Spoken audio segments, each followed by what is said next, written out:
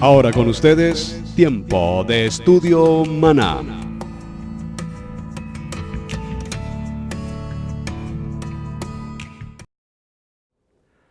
Bien, mis amados hermanos, bienvenidos a este tiempo especial de Estudio Bíblico Devocional. Su hermano Pastor Roberto Alfaro les saluda y les doy la mejor y cordial bienvenida. Estamos originando desde la ciudad de Cherryville, Carolina del Norte, en los Estados Unidos, y estamos compartiendo el maravilloso, apasionante estudio bíblico devocional. Recuerden nuestro lema: amar la palabra, aprender la palabra y vivir la palabra.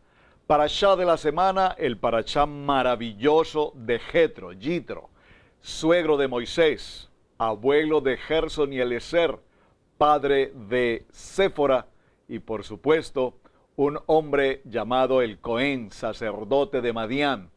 Hemos visto en el recorrido del capítulo 18 en el libro de Éxodo la importancia maravillosa donde da comienzo este parashá, como lo mencionamos desde un principio, cuán importante es la vida de Jetro, al punto que precisamente la Torá se toma el tiempo de dedicarle particularmente un parashá a su nombre.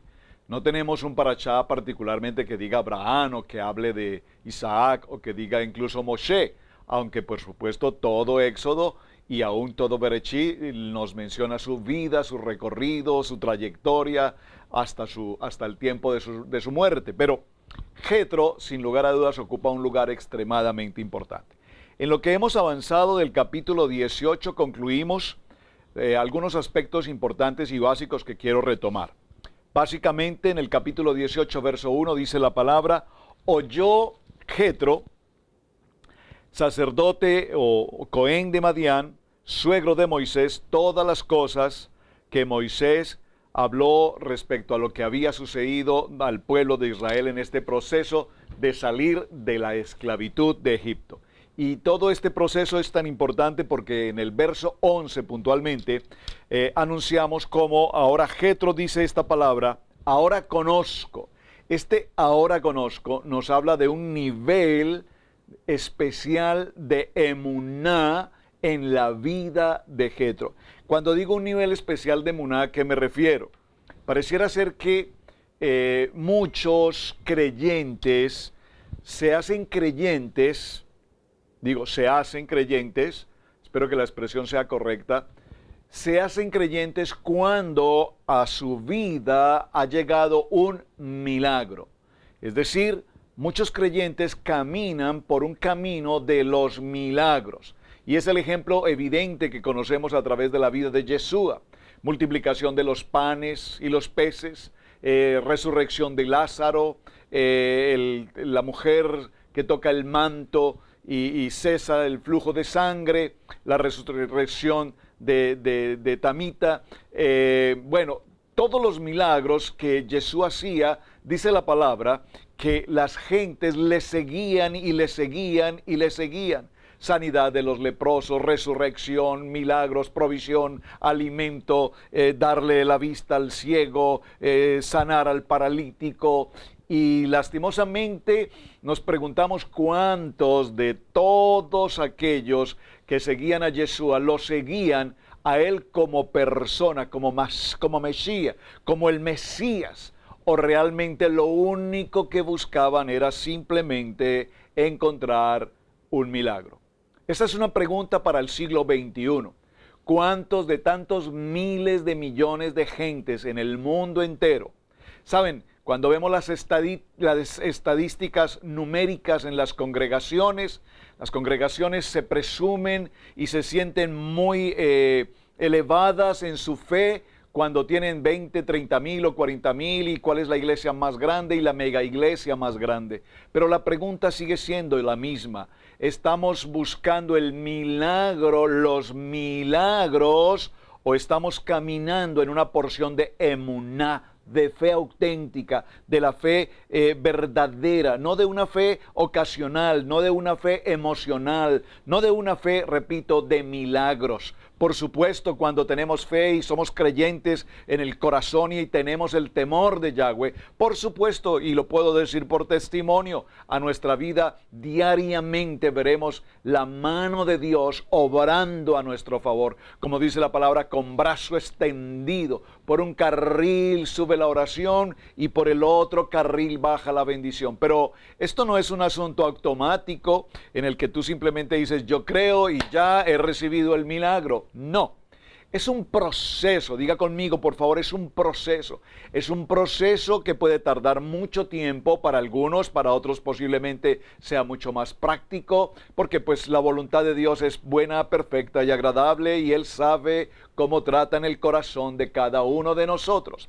Pero lo que quiero resaltar en el caso de Jetro, para acercarnos a nuestro tema, es cómo Jetro por años y aún por genealogía desde el tiempo de Abraham, porque sabemos, ya lo estudiamos, viene de esa genealogía a través de Madián, vemos cómo conocía de la palabra, pero también conocía de otros dioses, es decir, que si había un dios que favorecía la lluvia, o había un dios que favorecía la sanidad, o había un dios que favorecía la agricultura, o había un dios que favorecía el crecimiento de los niños, pues había una multiforma de adoración a los dioses. Y ahí tenemos a este hombre llamado Jetro, Cohen de Madián. Ahora, en este verso 11, y repito, excúsenme que lo tenga que resaltar nuevamente, porque es importante que tengamos presente porque hay un parashá destinado a la vida de Jetro. Y nos quedaremos cortos en esta semana para ahondar el detalle. Pero en este verso 11 particularmente dice Jetro, ahora conozco, dice que Yahweh es más grande que todos los dioses, porque en lo que se ensoberbecieron, prevaleció contra ellos. Y Jetro, suegro de Moshe, y nos repite siempre suegro, dice, preparó holocausto y sacrificio para Yahweh, y vino Aarón y todos los ancianos de Israel para comer con el suegro de Moshe delante del Dios Todopoderoso. Este texto es maravilloso porque aquí encontramos la razón, el motivo específicamente por el cual ahora tenemos un parashá con el nombre de Jetro, el suegro de Moisés. Digo, ¿por qué? Porque evidentemente vemos ahora cómo él reconoce, establece en su corazón. ¿Y por qué es importante esta historia? Porque evidentemente en el recorrido que llevamos, ya lo mencioné ayer, notamos cómo Jetro se dedica a aconsejar desde el punto de vista espiritual, desde el punto de vista familiar, desde el punto de vista de su jerarquía como suegro, a su yerno, indicándole que no puede ocuparse durante todo el tiempo de atender los problemas y solucionarle los problemas a todo el mundo, mientras que él no tiene tiempo ni para sí mismo, ni mucho menos para su esposa y para sus hijos. Ese fue el tema básico con el que trabajamos en el día de ayer. Ahora bien, vamos acercándonos entonces, por favor, hacia el tema del capítulo 19, que será nuestro tema para el día de hoy. Dice entonces, en el mes tercero de la salida de los hijos de Israel de la tierra de Egipto, en el mismo día llegaron al desierto de Sinaí. Este nombre es muy importante que lo tengamos presente, Sinaí, también llamado el monte Horeb o el monte Sinaí, y allí acamparon. Habían salido de Refidim y llegaron al desierto de Sinaí. Muy importante, y acamparon en el desierto. Aquí han transcurrido hasta este momento 46 días desde el momento que han salido del tiempo de la esclavitud. Han salido, repito, han transcurrido 56 días. Y menciono estos 56 días porque tenemos que llegar al día 49 y ya explicaré un poco más adelante por qué es importante esta información. Y acamparon en el desierto, allí en Israel, delante del monte. ¿Cuál monte? El monte Horeb, el monte Sinaí. Y Moisés subió a Dios Y Yahweh le llamó desde el monte diciendo, atención, así dirás a la casa de Jacob. Observen, así dirás a la casa de Jacob, es decir, a la casa de Israel, a la casa de Israel. Por favor, ¿quiénes son la casa de Israel? En este momento, para este momento histórico, la casa de Israel está conformada por las 12 tribus. Por favor, observen detenidamente porque en ocasiones escuchamos al mencionar este texto, esta expresión y debemos corregirla. Algunas personas la leen de la siguiente manera. Así dirás a la casa de los judíos. No, no. Aquí nos habla a la casa de Israel, a la casa de Jacob, a las 12 tribus, dentro de las cuales, por supuesto, se encuentra la tribu de Judá. Pero aquí no le habló a la tribu de Judá en particular, le habló a las 12 tribus. Recordemos, mis amados, muy importante, que dentro de la salida del pueblo de Israel de Egipto hacia esta libertad y hacia esta tierra de promesa, también salieron con ellos muchos extranjeros. Esto es muy importante lo que estoy mencionando, por favor téngalo presente, léalo en su Biblia, lea detenidamente, lea con entendimiento, porque muchas veces leemos con rapidez. Miren hermanos, cuando leemos no se trata de leer por querer mostrar de que leemos bien, con puntuación y todo lo demás. Es importante la puntuación, por supuesto. Me refiero, leer es importante tener comprensión de la lectura, es lo que quiero significar. Y anunciarás a los hijos de Israel, las 12 tribus, aquí también ya tenemos un grupo de extranjeros que salieron con ellos. Vosotros visteis lo que hice a los egipcios y cómo os tomé sobre alas de águilas y os he traído a mí. Ahora pues, si dieres oído a mi voz y guardares mi pacto, por favor, guardares mi pacto. Esta palabra del verso 5 en el capítulo 19, necesito por favor, subraya esta frase, circula esta frase, que es bien importante, la vamos a considerar un poco más adelante. Guardaréis mi pacto y vosotros seréis mi especial tesoro sobre todos los pueblos, porque mía es toda la tierra. Mía es toda la tierra, yo la creé, yo fundé los cielos, las estrellas, los planetas, todo cuanto existe, todo lo he creado. Entonces dice el verso 6, dice, y vosotros me seréis un reino de sacerdotes y gente santa. Estas son las palabras que dirás a los hijos de Israel. Estas son las palabras que dirás a los hijos de Israel. Entonces, vino Moshe y llamó a los ancianos del pueblo y expuso en presencia de ellos todas las palabras que Yahweh había mandado. Y todo el pueblo respondió a una y dijeron, aquí está el centro y el corazón de este capítulo 19. Verso número 8, capítulo 19, dice, todo lo que Yahweh ha dicho haremos. Y Moisés refirió a Yahweh las palabras del pueblo. Acepto. Aquí que encontramos, hay una declaración de parte del Padre Eterno hacia Moshe para que sea transmitido a los hijos de Israel, las 12 tribus. Esa declaración dice con absoluta claridad, prestaréis oído a lo que voy a decir. Guardaréis mi pacto. Recordemos que aquí en este pacto estamos también entendiendo el Brit Milá, la circuncisión. Guardaréis mi pacto y vosotros seréis mi especial tesoro sobre todos los pueblos, porque mía es toda la tierra. ¿Quiénes son vosotros? El pueblo de Israel. Ustedes, nación, pueblo de Israel, serán mi especial tesoro. Y vosotros me seréis un reino de sacerdotes. Y lo importante que para resaltar, repito, en el verso 8 es que todo el pueblo, ¿cuál pueblo? Todo el pueblo de Israel, incluyendo extranjeros que salieron con ellos, dijeron a una sola voz, haremos. Es decir, que aquí se confirma un pacto. Hay un pacto pacto entre el Rey de Reyes y el pueblo de Israel. Este pueblo de Israel es la novia. Este Rey Yahweh Todopoderoso es el novio. Y en esta respuesta hay un pacto que conocemos como un pacto matrimonial. La ketuvá, hay un compromiso, hay un pacto. Observen, no es un asunto de contrato.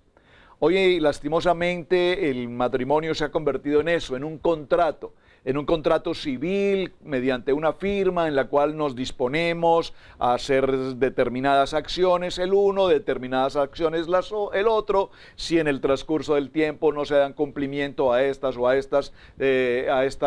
circunstancias o parámetros del contrato, se da por terminado el contrato, se diluye el contrato y quedamos separados o divorciados mejor. Entonces, aquí vemos que hay un pacto en el que la novia Israel declara, expresa de conformidad espiritualmente que haremos todo cuanto el Padre Eterno nos ha ordenado que debemos hacer. Muy importante este aspecto.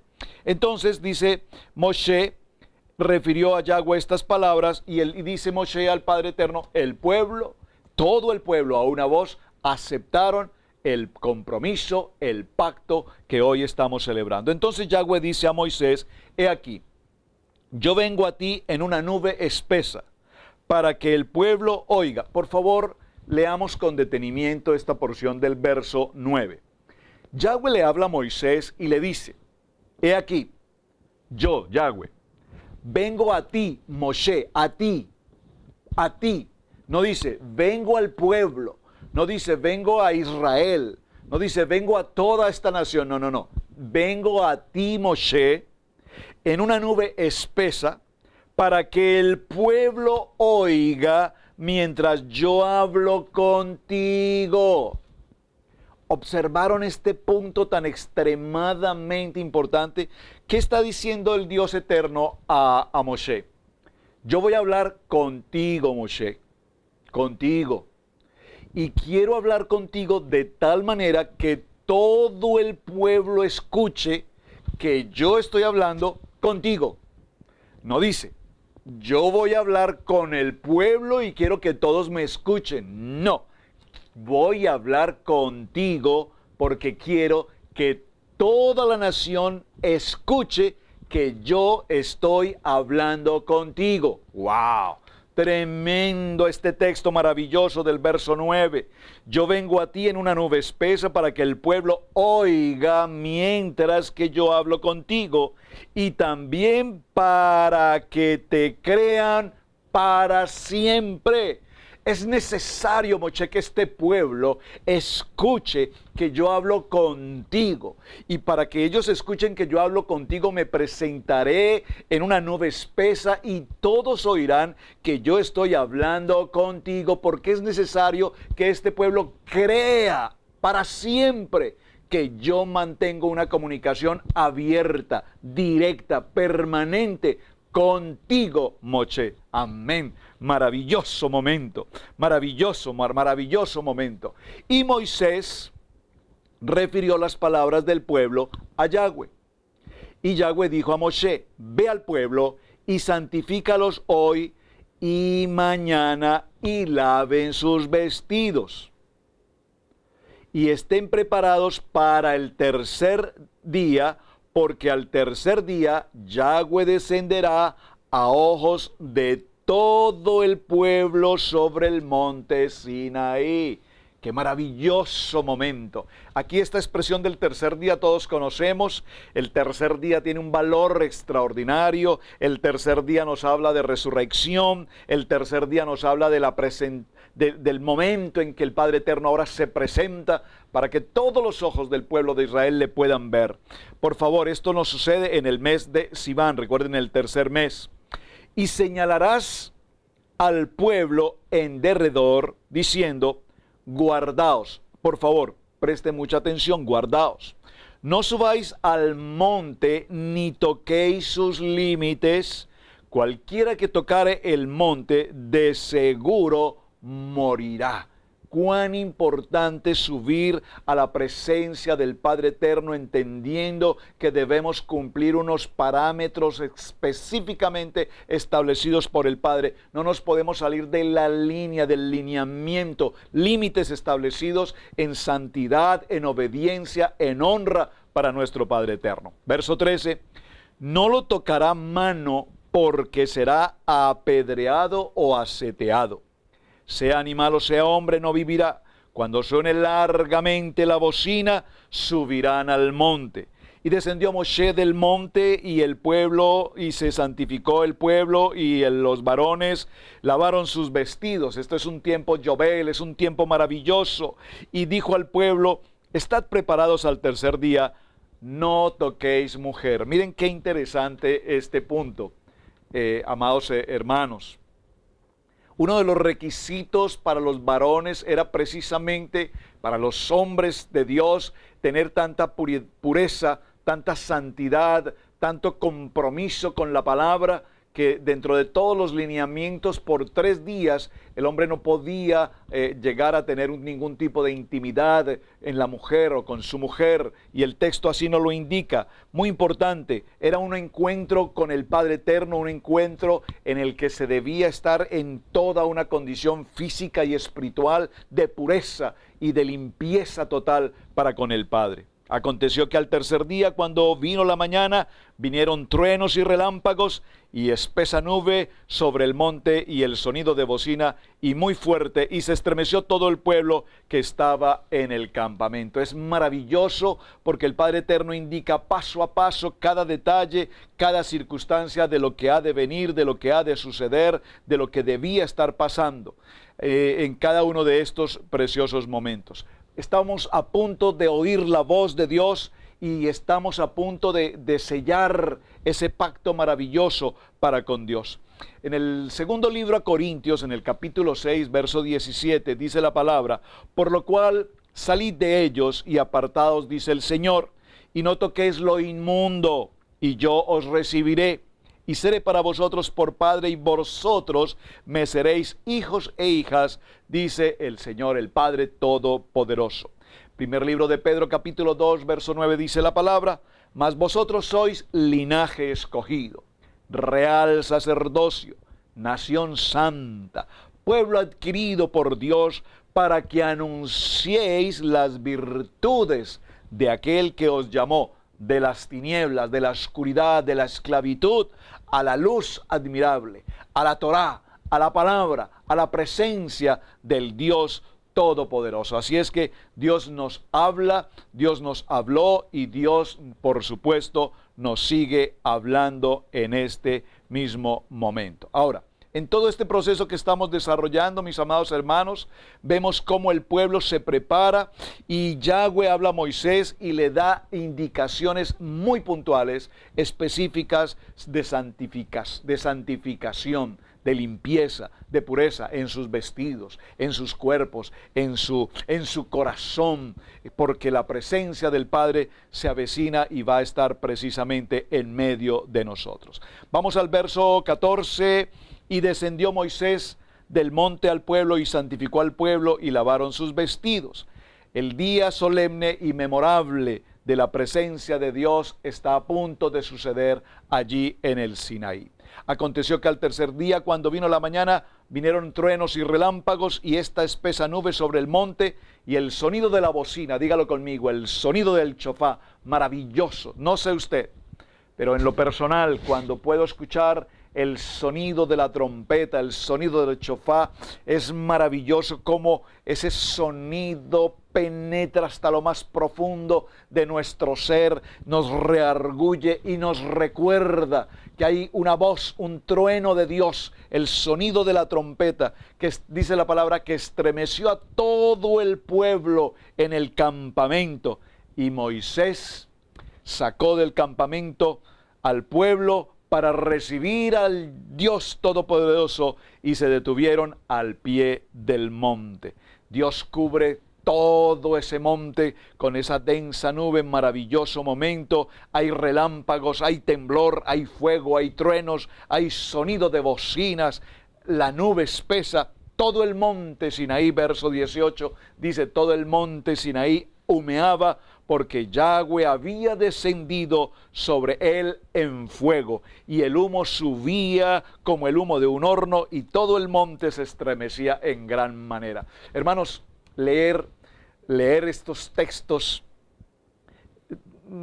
como lo mencionábamos hace un momento en nuestro lema, amando la palabra, viviendo la palabra, entendiendo esta palabra, nos produce ese gozo maravilloso. Yo puedo por un momento imaginar esta escena sobrenatural allí en el monte Sinaí, y todo el monte se estremecía en gran manera. Es una narrativa maravillosa, una narrativa que nos produce vida, que nos produce pasión por el texto que estamos leyendo. El sonido del sonido de la bocina iba aumentando en extremo. Moisés hablaba y Dios le respondía con una voz tronante. Dios ha prometido hablar una vez más, tal como lo hizo en el monte Sinaí. En el libro de los Hebreos, en el capítulo 12, verso 26, dice la palabra: su voz conmovió entonces la tierra, pero ahora ha prometido diciendo: una vez más convocaré no solamente la tierra, sino también el cielo.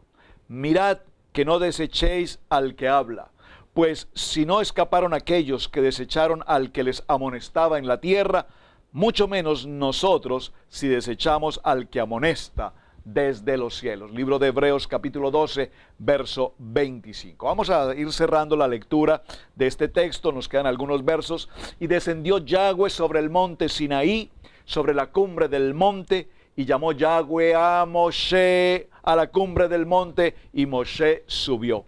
Y Yahweh le dijo a Moshe: desciende, ordena al pueblo que no traspase los límites para ver a Yahweh, porque caerá multitud de ellos. Y también que se santifiquen los sacerdotes que se acercan a Yahweh, para que Yahweh no haga en ellos estrago. ¡Wow! ¡Qué advertencia tan extraordinaria! Ninguno puede acercarse a la santidad del Padre con intención, con egoísmo, con hipocresía, con intención cualquiera que sea de su corazón. Moisés dijo a Yahweh: el pueblo no podrá subir al monte Sinaí, porque tú no has mandado, diciendo: señala límites al monte y santifícalo.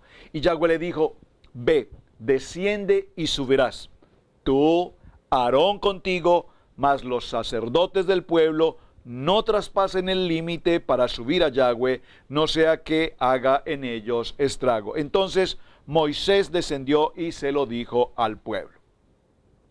Muy importante este punto, porque vemos cuán importante es, repito, la posición de Moshe para con el Padre Eterno, pero también la posición de Aarón. Recuerden que Aarón va a pasar un poco más adelante a ser oficialmente el sacerdote, y es una labor fundamental, y vemos cómo siempre Yahweh lo tiene presente. Vas a subir tú, Moshe, y también subirá tu hermano Aarón.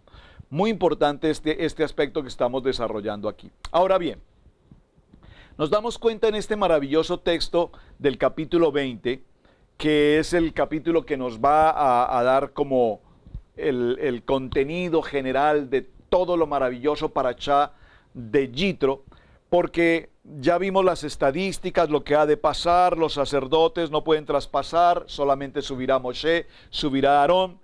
Y viene el capítulo 20. El año anterior o los años anteriores, cuando hemos hablado de este parashá, nos hemos detenido muy puntualmente, tal vez muchos de ustedes recuerden, esta tabla la he presentado año tras año. Si alguien la necesita, con mucho gusto envíeme su correo, yo se la envío. Aquí está toda la información de lo que vamos a ver en el capítulo 20, los mandamientos, los 10 mandamientos, el resumen, si puedo decirlo así, de los 613 misbot, ordenanzas, la importancia de cada una de las letras, lo vimos los 2 años anteriores, la importancia de cada una de estas escrituras. Y este año, pues la verdad no quisiera detenerme en algo que ya hemos enseñado por 2 o 3 años anteriores. Lo voy a mencionar, pero me parece que en este año el enfoque que el Padre Eterno ha puesto en mi corazón es trabajar más en Jetro, la importancia de Jetro. Y hablando de Jetro, antes de entrar al capítulo 20, quiero recordar algo. Jetro viene a reencontrarse con su yerno Moshe, ya lo mencionamos, trae a los nietos, bueno, a los hijos de Moshe y a su esposa. Y el sacerdote, el Cohen Jetro, presenta consejo a Moshe, básicamente procurando la unidad familiar, recordándole, tú no eres un hombre solo, tú no eres un hombre soltero, tú eres un hombre casado, tienes un pacto matrimonial, yo soy tu suegro, tienes un pacto también conmigo, por lo tanto estoy en la jerarquía para recordarte cuál es tu lugar como hombre de familia, como padre y como esposo. Así es que ocúpate también de tu familia, tómate tu tiempo, es muy importante que lo hagas.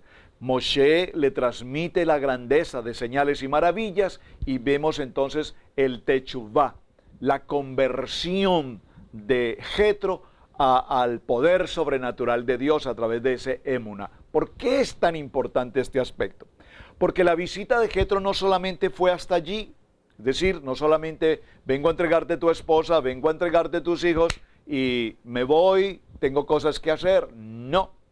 Jetro permaneció con Moisés hasta este preciso momento del capítulo 20.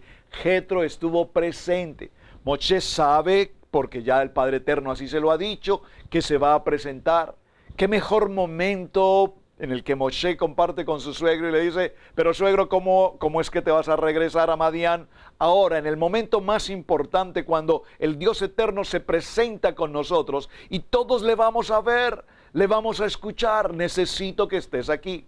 Por supuesto, Jetro está presente en este momento. ¿Y por qué es importante el Parashá Jetro? Vamos a ver en el capítulo 20 este detalle.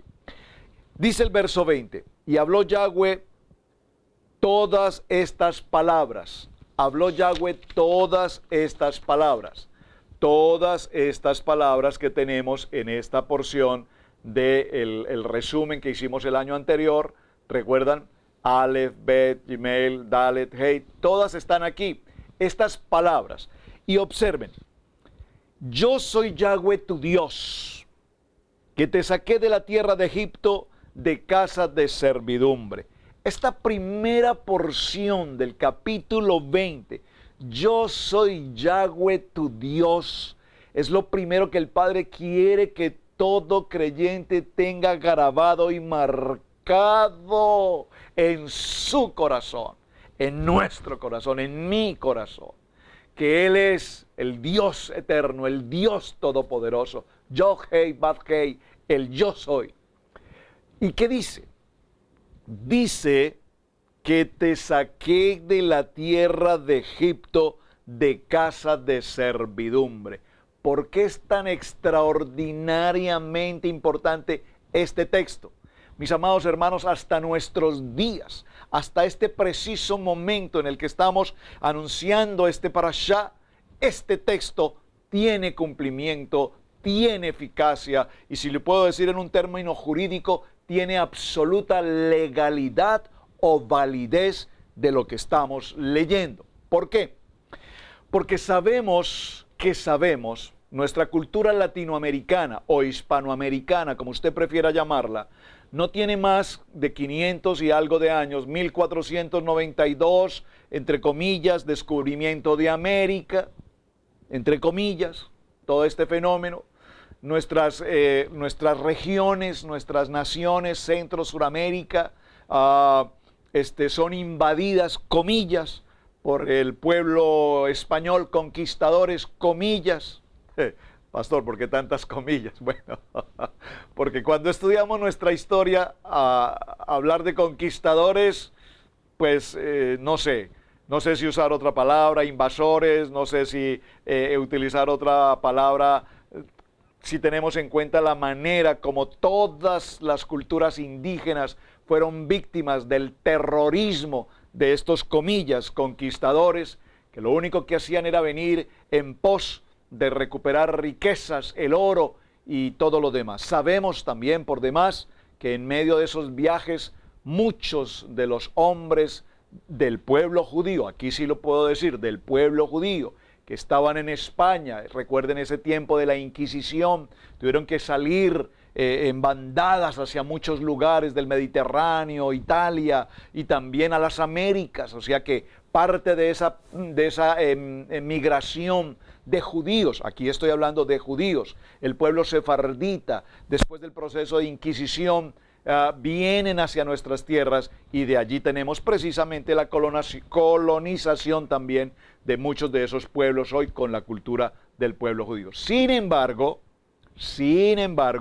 nuestra cultura hispana o hispanoamericana, repito, no tiene más de 500 años. Pero en el capítulo 20, verso 1 y 2, nos damos cuenta y nos garantiza fielmente la palabra que el pueblo de Israel tiene una vigencia mayor que cualquier otro pueblo hasta nuestros días. Vamos a cerrar en este momento, vamos a dejarlo allí, mañana concluiremos, pero nuevamente lo voy a leer. Atención. Y habló Yahweh Dios todas estas palabras, mañana detallaremos las palabras, diciendo: yo soy Yahweh tu Dios, que te saqué de la tierra de Egipto, de casa de servidumbre. Y aquí nos está entregando en esta palabra jurídica de legalidad que desde ese tiempo salió el pueblo de Israel de su condición de esclavitud y ese pueblo de Israel fue tomado y fue sacado de esa condición de esclavitud y va a pasar por todo un proceso de 40 años por demás hasta nuestros días. Hoy tenemos que esta palabra es viva, eficaz y penetrante. Es decir, aquí tenemos el testimonio verídico, real, de que Dios Padre Todopoderoso tomó a su pueblo de la esclavitud y lo trajo a libertad hasta nuestros días. Hoy esta palabra tiene validez y tiene vigencia. Así que mis amados hermanos, para el día de mañana nos quedamos en el capítulo 20, vamos a desarrollar este maravilloso texto y recuerden, aquí está presente Jetro.